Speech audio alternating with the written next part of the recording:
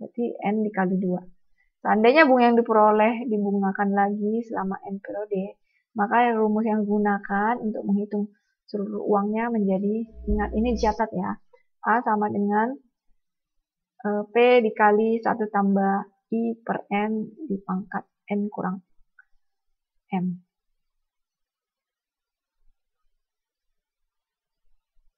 Ini di modul juga ada. Ada catatannya di modul ya. Ini soal cerita bisa dipahami ya. Ini kalau dari buku lain dia pakai hampir sama sih ya. Ini ya. Fn P ditambah 1 kali I pangkat N. Nah, untuk yang pembayaran bunganya bisa lebih dari 1 kali dalam setahun, berarti dia 1 per N, 1 per M dipangkat M kali N. Sama. Oke. Contohnya, untuk model bunga majemuk. Seorang nasabah bank meminjam uang di bank sebanyak 5 juta untuk jangka waktu 3 tahun. Kemudian tingkat bunga 2% per tahun, berapa jumlah seluruh uang yang harus dikembalikan pada saat pelunasan. Seandainya perhitungan pembayaran bunga bukan tiap tahun, melainkan tiap semester. Nah, karena ini tiap semester, berarti rumusnya yang pakai ada pangkat M kali N itu ya tadi. Untuk ininya. Berapa jumlah yang harus ia kembalikan? Kalau rumus cerita soal ini bisa kita biasakan diketahui apa P-nya itu 5 juta, M-nya itu 3 tahun, I-nya itu tingkat bunga 2%.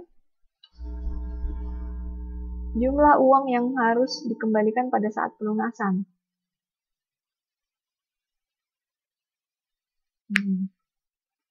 Nah, ini rumus biasa untuk pelunasannya. F3 berarti sama dengan jumlah uangnya yang ditanyakan 5 juta P 1 ditambah I pangkat 3.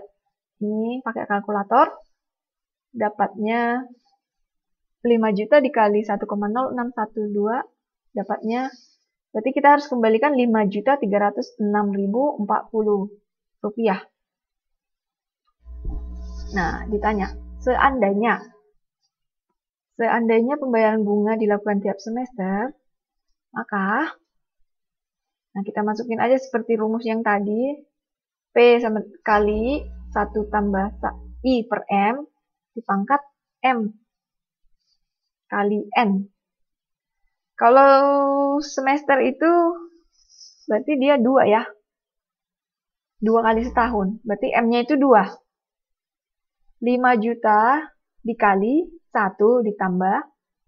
Tadi I-nya itu 2% ya. 2% bagi 2. Berarti 1% ya. 1% itu 0,01. Kemudian dipangkat. M karena untuk semester M-nya 2. N-nya itu tadi 3 tahun, berarti 2 kali 3, 6. Nah, ini 5 juta dikali, ini ya hasil pakai kalkulator ini ya, 1 ditambah 1,01 dipangkat 6, hasilnya 1,06108. Nah, ini pakai kalkulator aja. Kita akan bayar, kalau tiap semester kita akan membayar 5.307.600. Oke.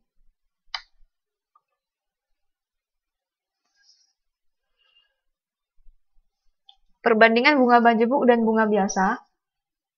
Ayo, dari situ berarti bunga majemuk itu dia akan cepat pertumbuhannya, otomatis kita akan bayar bunga lebih gede. Ini seperti contoh, bunga pokok pinjaman saya 1 juta, jangka waktunya 2 tahun, tingkat bunganya itu 10% per tahun dibayar secara semester, bandingkan bunga majemuk dengan bunga biasa.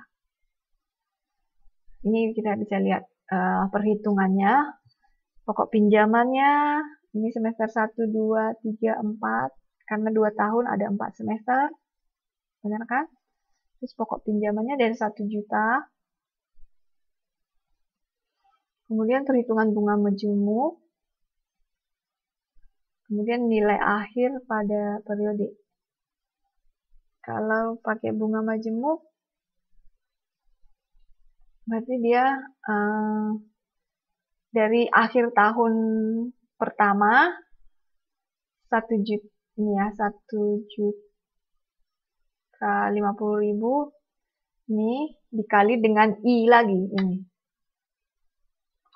Makanya dapatnya, karena dia pakai pangkat ya kalau bunga majemuk ya. Jadi P tambah 1, P dikali 1 tambah I dikali I. Ini ya seperti di sini ya. Kemudian ini juga P, ini dari angka sini ke sini, benar kan? Kemudian dari akhir tahun ketiga ke sini, dikali lagi dengan bunganya di sini. Maksudnya total pembayaran kita dapat 1.215.506. Nah, bedakan dengan bunga sederhana. Kalau bunga sederhana kita cuma bayar 1 kali aja tanpa perhitungan tiap akhir tahunnya. Oke. Sedangkan untuk bunga sederhana kita hanya bayar 200.000. Oke.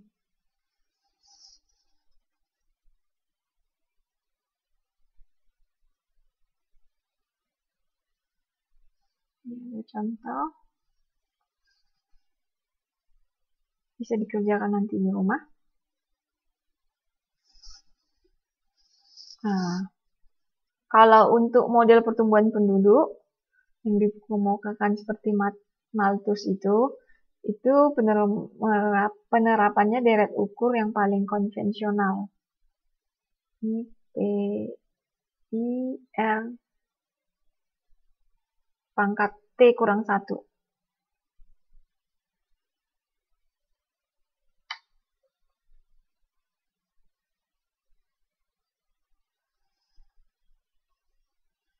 Ya, bisa dihitung sendiri.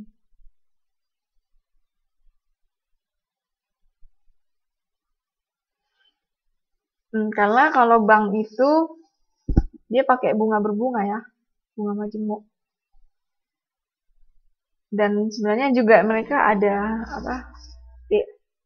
perhitungannya ada yang beda-beda, tergantung kebijakan manajemen banknya.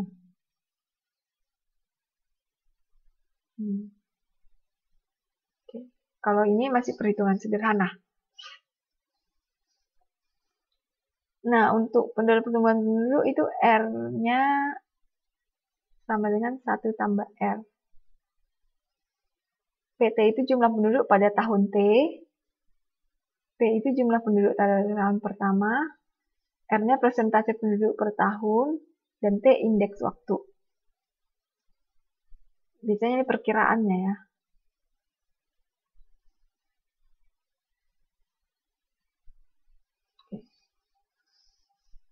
Ada contohnya di modul, bisa dilihat sendiri. Untuk model perkembangan usaha dalam misalnya sebuah perusahaan ada beberapa variabel yang mempengaruhi perkembangan usahanya.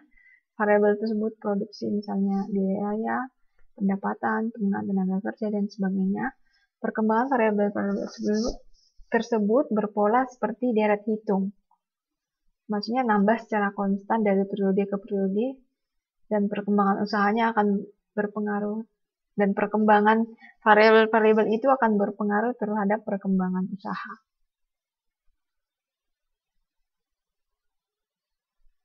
Kita bisa lihat di modul juga.